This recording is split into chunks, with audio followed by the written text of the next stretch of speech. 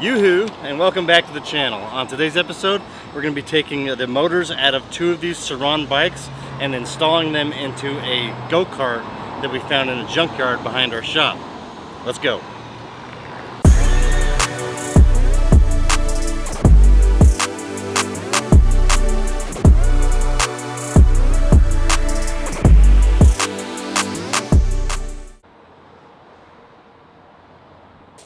Now I know where to find Tyson if I can't find him. So our building's like literally right there.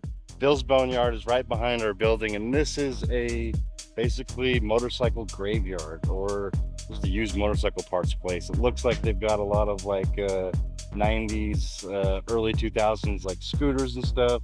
A lot of early 90s, late 80s motorcycle stuff. So if you're looking for any parts for your hard to find parts for these motorcycles, come down to Bill's Boneyard. Chances are he's got something for you. But let's take a look around, see if we can find anything fun. I'll bet we can find dozens. Look at that. What is... That's a scooter.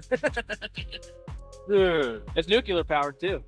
But what if, like, if anybody knows what this is in the comments, like, let us know, like the brand, the year it was made. Like, I would love to know more about this. But Tyson saw something on the other side of the building that we're after today. Cool to check out all these old parts, but what we're after is just on the other side of this building. Let's go take a look. Oh, and I take it that this is what you brought us over here for, Tyson. Just look at it. I was messing around the other day, walking around our back lot. We have a neighbor back here that has a basically a motorcycle graveyard. I was looking around all that stuff because that stuff's all pretty cool. And I saw they had a go-kart. I asked, hey, how much you want for that go-kart? He said, $500. I thought, you know what? I know your truck has a big old dent in the tailgate. It's got a newer Chevy.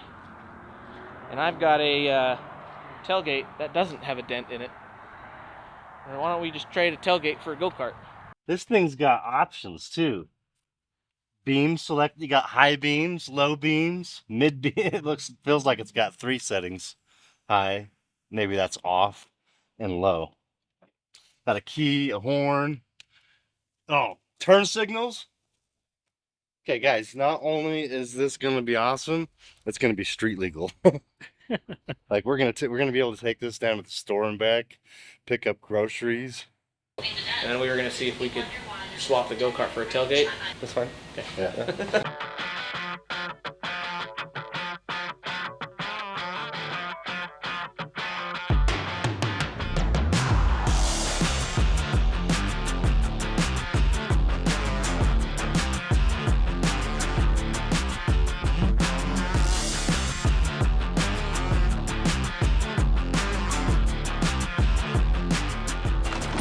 Hey, he also said it ran, man. Even though we don't need it to run.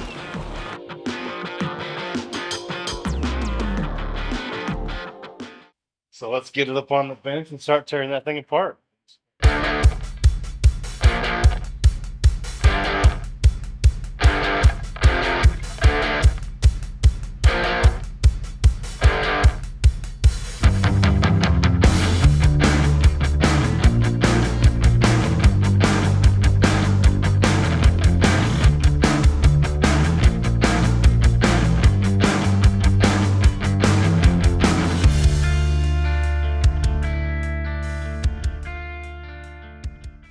All right, we got the go-kart on top of the table. I'm gonna help Aaron as much as possible get this torn down, but we have it now on top of the table. Tyson's figuring out the electrical side of it, and we're gonna get this torn apart and see what we got. So Tyson brought over a couple motors, a couple batteries, controllers, and chains, and all kinds of stuff. And what I gotta do is I gotta pull the current gasoline engine out of it and take apart essentially the drive chain and the setup with the rear axle and come up with a way to adapt new sprockets onto this drive axle and where to mount the motors and where to mount the batteries, and basically just handle all the mechanical side of everything. And then I guess Tyson and whomever are going to come in and wire this thing up. Hopefully it's just Tyson. I hope he can nail out this whole project himself as far as all this goes, because this is spaghetti mess I don't quite understand. So these motors, they look like they just bolt into their outer casing via these two bolt holes here. So essentially I just need to come up with a bracket system that has a through hole here, so we can still put our sprocket on, and captures these bolt holes. I'm probably going to capture it on the back, and then I'll just reach out from one side and grab these two, leaving this whole sprocket area open. I'll have to just draw up a nice little bracket system. Once I get this out of the way, I can figure out where I can place everything. It's all simple components, really. I think everything to make this work as far as fabrication wise is straightforward and simple. Easy mounts, easy brackets. I think the hardest part is going to be essentially getting the harness laid out. So I've been messing with this for about a half hour. Still can't quite figure out what's going on. I've kind of taken the harness apart again. I'm going to try to start over. I figure if I start fresh, maybe I can figure out why none of this is working, because I'm not, like, I know how to build a bike, but I'm not super good at all this kind of stuff. I don't know what's what. I mean, this is off the bike. All this stuff is off the bike. You know, I have so many extra little connectors. We're not using half of these things. I don't know what they go to, because there's no bike there to plug something in and trace it back to, you know, this one's a light, this one's tail light. So I took everything back apart except for our phase wires and our power wires. I'm going to plug everything back in. I'm going to run through it and see what is what. Hopefully I can figure out how to make this thing spin, because if it doesn't spin, the cart won't go.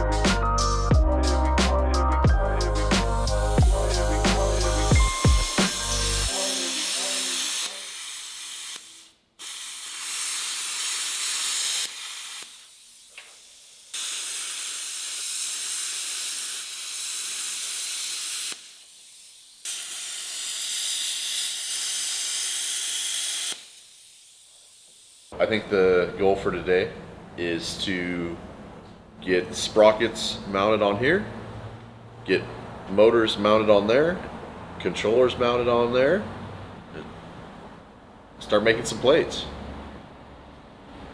Easy stuff, I think. That's what I'm working on.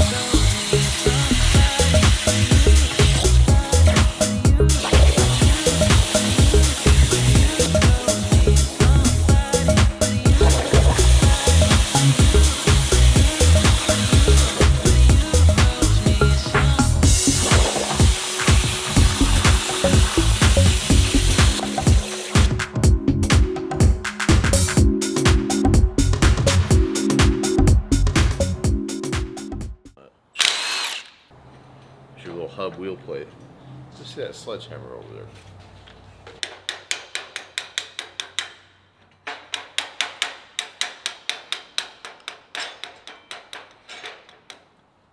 Baby taps.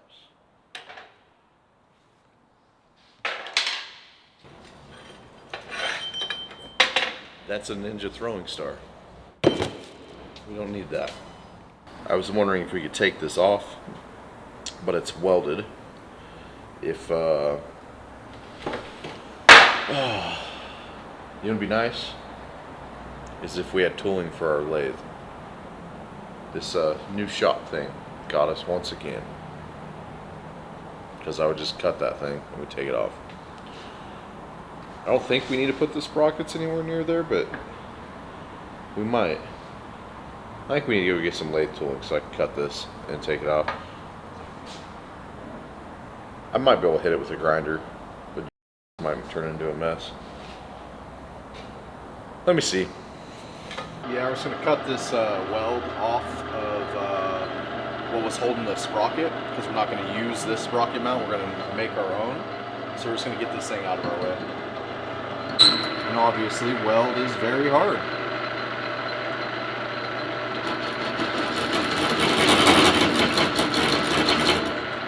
So hard.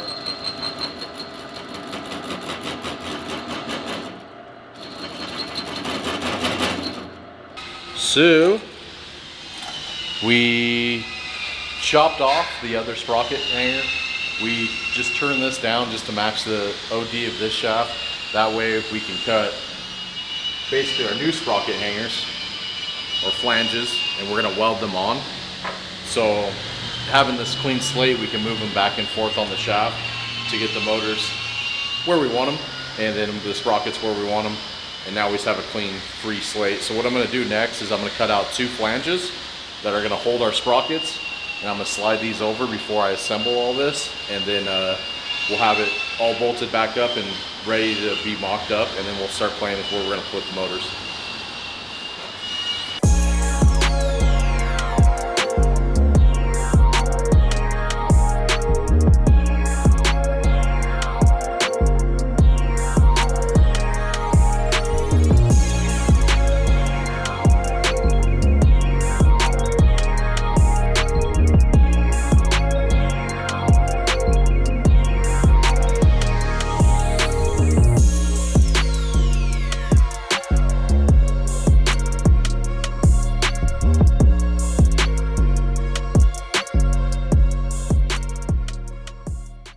We made flanges for the sprockets just so they can hold the sprockets concentric and to the axle shaft.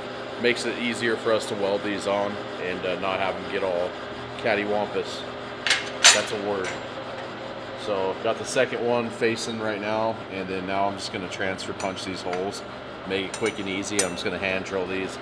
Since the sprocket registers, we can just hand drill these holes and not have to worry about it being all cattywampus.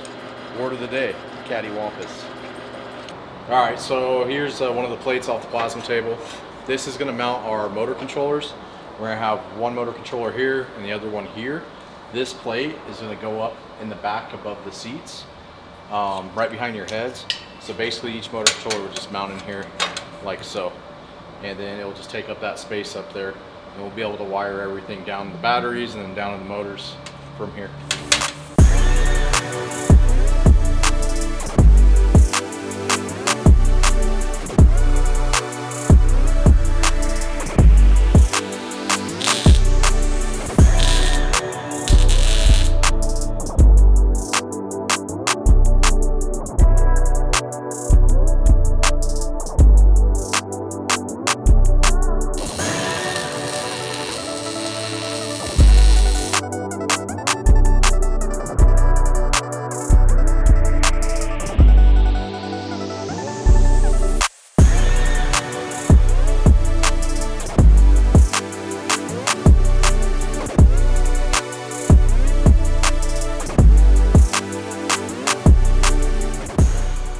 All right, we got the controllers mounted, we got the batteries mounted, and the motors mounted.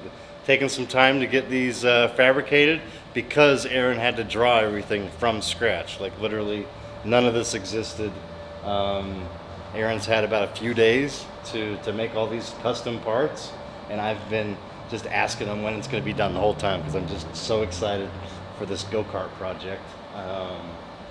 So excited that we have another project right over here that we haven't gotten to yet. So we're trying to finish this tonight, tomorrow morning maybe, and then we can get over to that saw body. But we got a lot of work to do still. A lot of work to do still. So we better get after it. Well, Fat Aaron's back. Right underneath that. Hey, listen here. This is the height of that. There he grew up. See, his handshakes like that. These guys used to work together a lot, like a lot. Let me tell you about Aaron. Most of my fab skills is because of Aaron. He taught me a lot. He really is So he's responsible for this. yes. Well, no, Aaron was a great mentor to me. I'm excited to be reunited with him for today.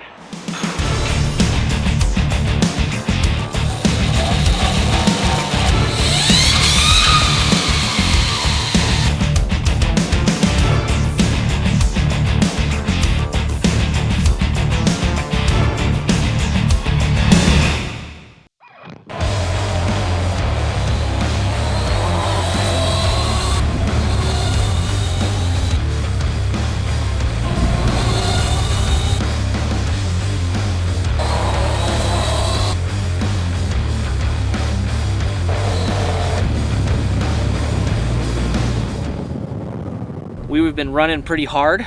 Batteries are still doing great. Our issue right now is our stock motors are very hot. And one of them has shut down, we just don't know which one. So likely we just need to wait for it to cool down and we should be good. Or we blew it up, no way to know. That's nice. Nice water. Coolant, liquid cooled and air cooled. This is high quality H2O.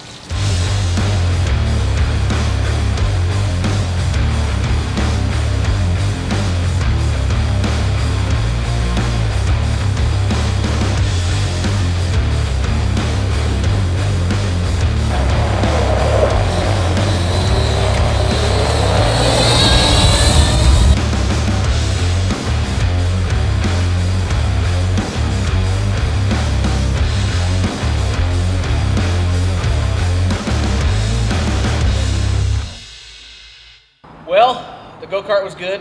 It was fast. It was too fast. It was a little scary, but it was fun. I'd like to say thank you to Charge Cycle Works for supplying us with some batteries. They got some new batteries out that are beautiful. They are still at 60%, which is pretty good. It was fun. Thank you for watching. I hope you had fun. Go ahead and squish that like button and tune in next week.